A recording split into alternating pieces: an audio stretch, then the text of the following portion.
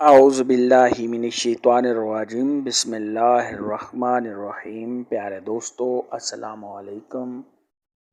میری آج کی ویڈیو ہے خواب کے اندر سونے کے زیورات یعنی کانوں کی بالیاں دیکھنا کیسا ہے۔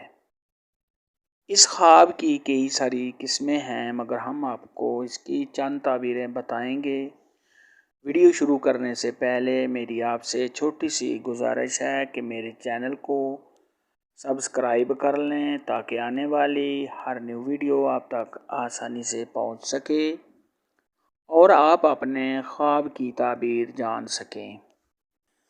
اگر کوئی شخص خواب کے اندر اپنی بیوی کے کانوں میں بالیاں یا جھمکے دیکھے تو یہ اس بات کی دلیل ہے ایسا شخص کوئی کاروبار کرے گا یا تجارت کرے گا۔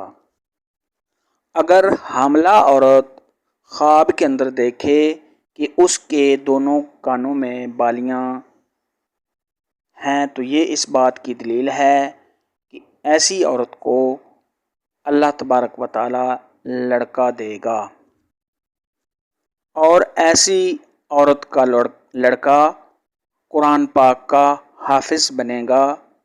اگر چاندی کی بالیاں دیکھے تو پھر اس کا لڑکا قرآن پاک کا آدھا حافظ بنے گا۔ اگر ایسی عورت کی بالیاں موتیوں سے جڑی ہوئی ہیں اور وہ خواب میں دیکھتی ہے تو اس کا بیٹا بہت ہی پیاری آواز والا ہوگا جو گلوکار ہوگا، شاعر وغیرہ یا نعت خوان ہوگا۔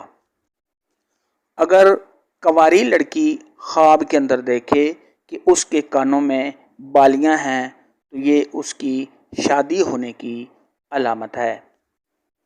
حضرت امام ابن سیرین رحمۃ اللہ علیہ نے ارشاد فرمایا ہے اگر کوئی شخص خواب کے اندر دیکھے کہ اس کے دونوں کانوں کے اندر جھمکے ہیں تو یہ اس بات کی دلیل ہے کہ ایسے شخص کی عزت و مرتبہ میں بہت زیادہ اضافہ ہوگا اور ایسا شخص نیک نام اور شہرت والا ہوگا۔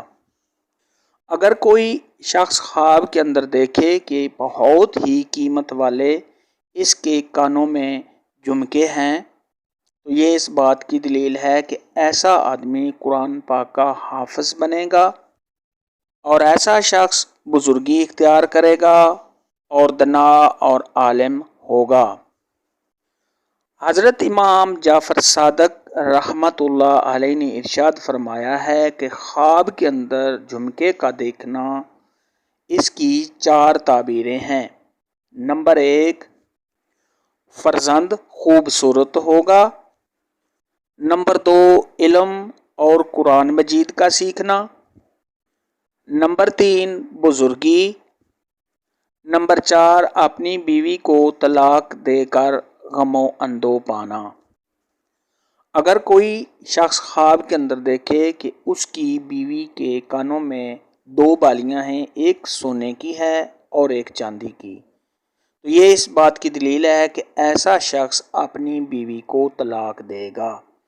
آج کی ویڈیو میں اتنا ہی تھا۔ اگر آپ کا کوئی اور خواب ہے جس کی آپ تعبیر پوچھنا چاہتے ہیں تو نیچے کامنٹ میں مجھے ضرور بتانا۔ میری ویڈیو کو لائک اور شیئر لازمی کرنا۔ اللہ حافظ۔